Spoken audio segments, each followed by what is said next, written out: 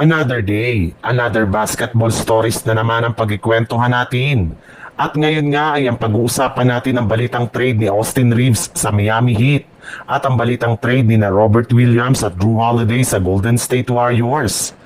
Sa kabila nga ng papalapit na pagsisimula ng bagong season, ay patuloy pa rin nga ang pagsilabasa ng mga trade rumors patungkol sa kanilang team.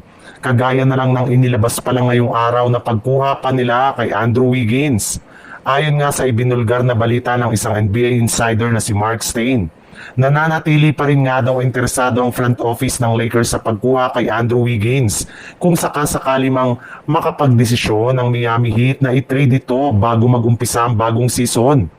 Mismong Lakers na nga ang nagsabi na nangangailangan sila ngayon ng isang mahusay na wing player na makakatulong kina Luka Doncic at LeBron James, at naniniwala nga sila na si Wiggins ang pinakasaktong player na dapat nila na makuha.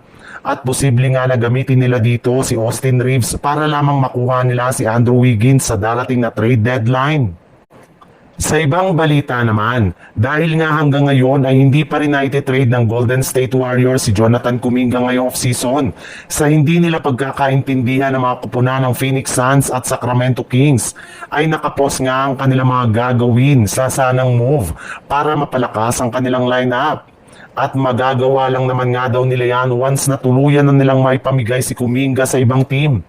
Pero hindi rin naman nga ito dapat ipangamba ng kanilang mga fans dahil sinisigurado nga ng kanilang front office na makakagawa sila ng move bago pa man magtapos ang season.